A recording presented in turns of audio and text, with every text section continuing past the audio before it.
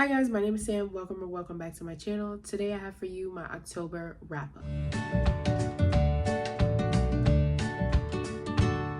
I did end up reading 7 books in October, so let's get into what I read, how I felt about them, and what my ratings were.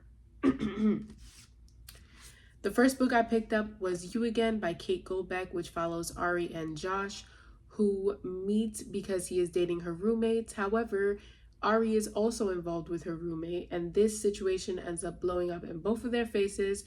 And then we continue to follow them through years of them meeting over and over again randomly until they eventually form a friendship, which evolves into more. In the beginning, I really wanted to DNF this book, not only because it had the same issue as Divine Rivals, where the story was told in third person but from dual perspective, but because the writing was just so messy and unorganized and all over the place. I understand this is a debut novel, so I can't be too harsh, but it didn't feel like a cohesive story. I don't know if it was because of the time jumps or just because of the scenes that she was writing in general.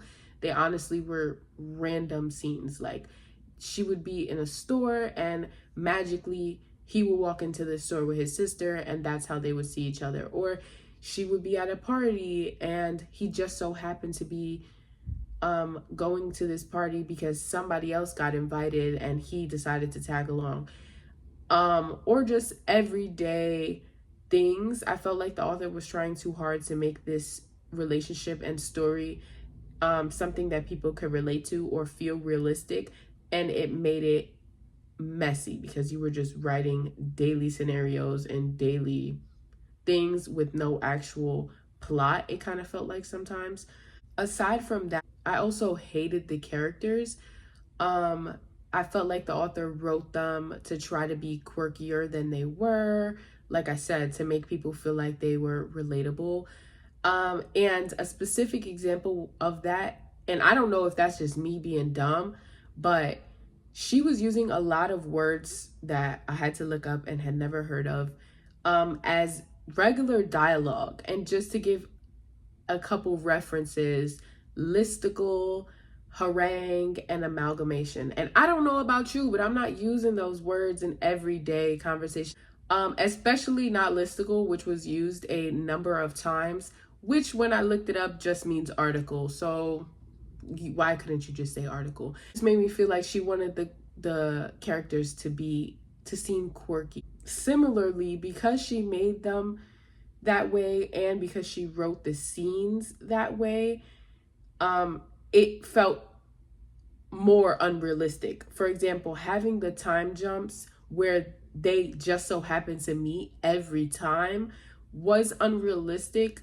but she was writing the book in a way to make the relationship and the problems that they were going through seem realistic, so it contradicted each other. So I didn't like that aspect of the book either. The book got interesting in the middle where they were actually exploring how they felt about each other, but then there was another time jump where obviously everybody knows there's like a third act breakup that lasted a little bit too long and it got boring again. And this to me reminded me of Normal People, which I absolutely hated and rated 2 stars back in like 2018. Just with a little bit more flair, and the banter was good, which is why I ultimately ended up rating this 3 stars. I might consider reading from this author again just because it's a debut novel and I understand that this might not reflect future works, but I don't know how quick I would be to recommend and or tell anyone that this is a good romance book. Next in the month, I picked up The Deal by Elle Kennedy, which is the first in the Briar You series following Garrett and Hannah, who enter into a tutor fake dating relationship, and obviously you know they fall in love. It's a romance. This book was so good. Garrett honestly reminded me of Easton from Iced Out. If you've ever read that, they're pretty similar in their playfulness as main male characters, and I really love that about him. And I also loved the banter between him and Hannah and the scenes where they finally start acknowledging that they are attracted to each other. This book also has dark topics. Be sure to check trigger warnings before reading this book. However, I do believe that the topics were handled really well, and I enjoyed seeing some realistic troubles within a relationship. The only con about this book was the ending. I really wanted more from it. It kind of just left off like, okay, like that's it. There was no, was there an epilogue? There was an epilogue, but it wasn't giving. But yeah, I felt like the ending was kind of lackluster, and that was really the only thing, but it still got a 5-star from me. Like, their relationship was everything. I ended up getting the rest of the series. So I'll definitely be continuing. Next in the month, I read The Wives by Taryn Fisher, and this book was mid for me. It was one of those books that you read and you don't want to stop reading it, but not because you're thoroughly enjoying it, just because you want to know what's going to happen and get to the point, and you wanted to get there. You wanted to get where it's supposed to go. So I couldn't put it down, but not necessarily in a good way. However, the second half of the book was much better than the first, and the ending, crazy. It was absolutely crazy and mind-blowing, and I still think about this book, even though it hasn't been that long, but I continuously think about what happened at the end of this book. I didn't even tell you what this book follows. Oh my God, I'm so sorry. But this book follows a woman named Thursday who is in a polyamorous marriage and ventures out to find out about the other wives and who they really are behind her husband's back. But anyways, like I was saying, the second half was definitely better than the first.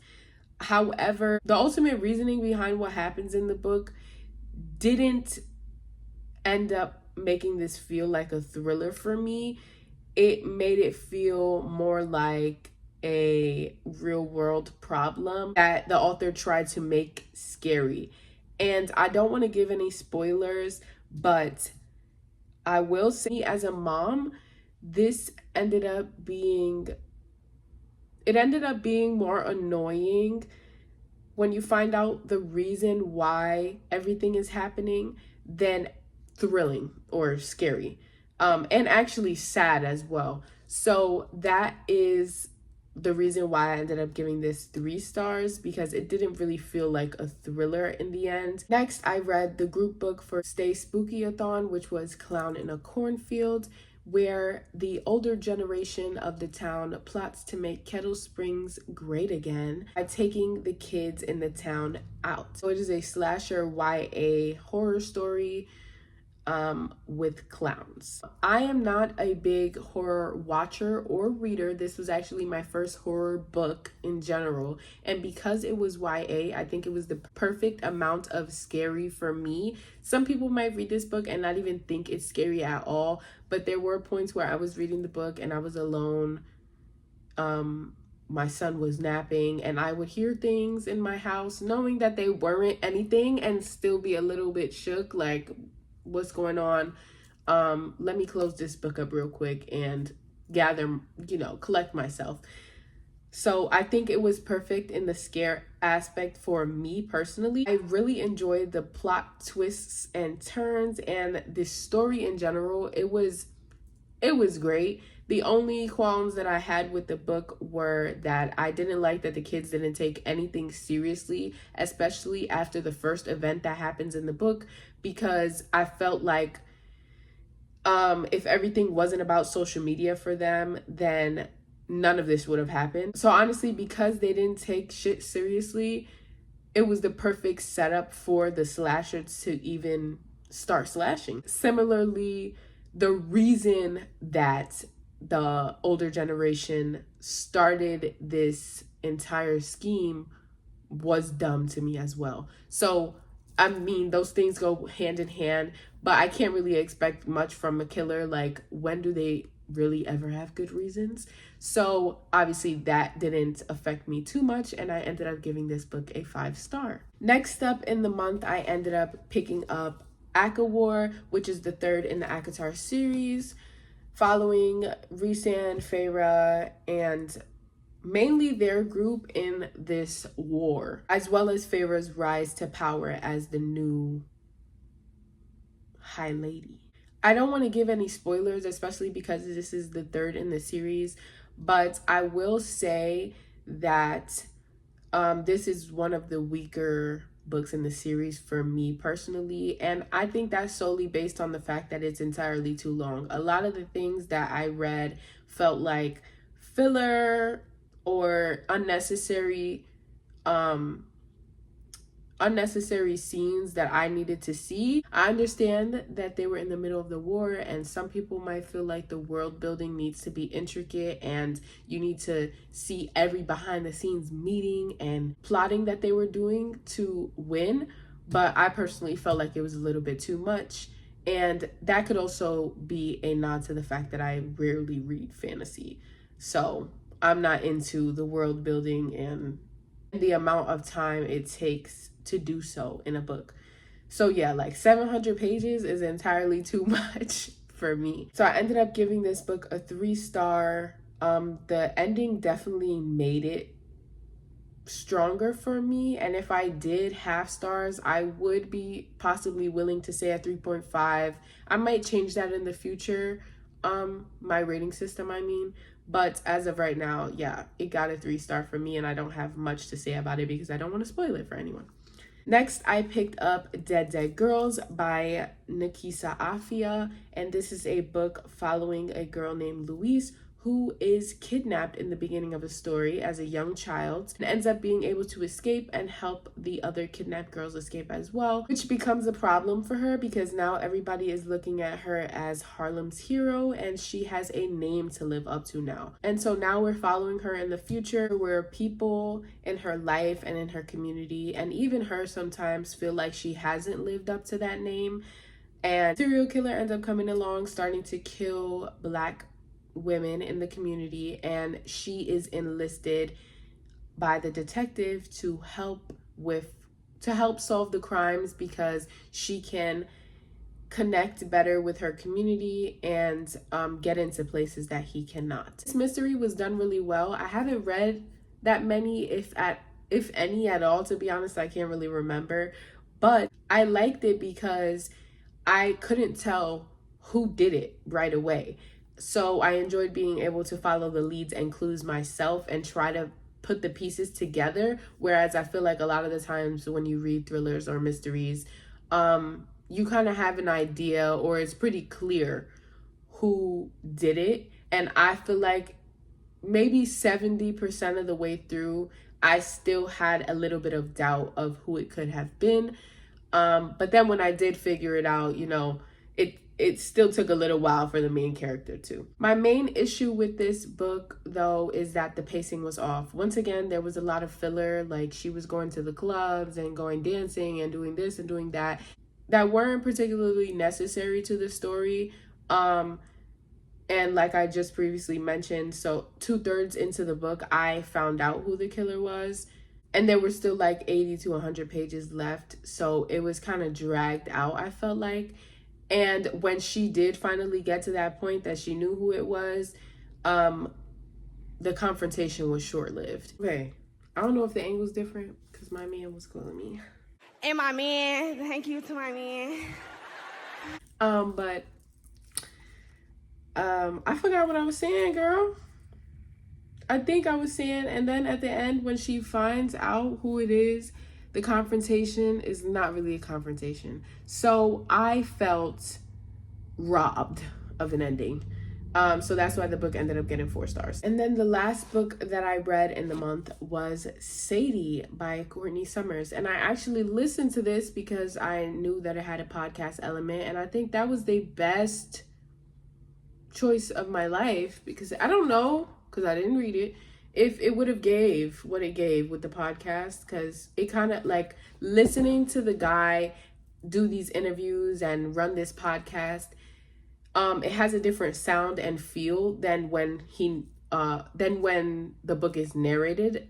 because it has the dual perspective between the guy who does the podcast and the main character, Sadie. So I think listening to it is the best option if you're going to read this book.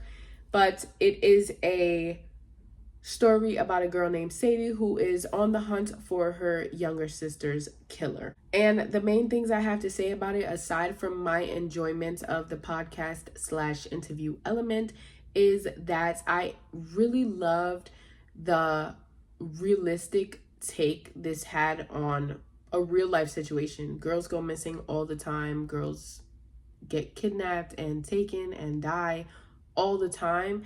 So I felt like this gave a great insight to that harsh reality and the things that may happen when you dig into that. For me, that created a really emotional story, and I was in shambles by the end. Like, I bawled my fucking eyes out. So definitely be warned going into this book.